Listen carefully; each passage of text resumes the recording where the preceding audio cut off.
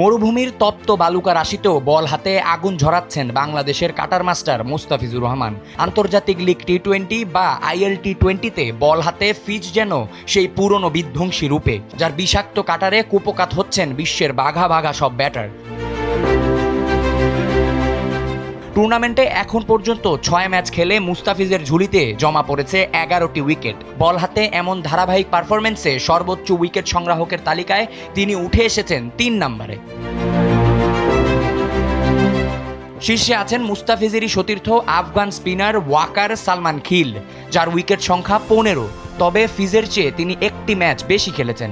আর 12 wicket নিয়ে তালিকার 2 নম্বরে অবস্থান করছেন অজয় কুমার। অর্থাৎ ফিজের সামনে এখন শীর্ষস্থানে ওঠার দারুণ সুযোগ। আইপিএলের মিনি নিলামের রেশ কাটতে না কাটতেই মুস্তাফিজের এই ছন্দ কিন্তু বড় এক বার্তা। গত আসরে আইপিএলে যে দুর্দান্ত পারফরমেন্স করেছিল ফিজ, আইপিএলের নতুন আসরের আগেও ফিজ যেন নিজেকে নতুন করে চেনাচ্ছেন। আবিয়াজ ইরতেসাম, সময়ের আলো।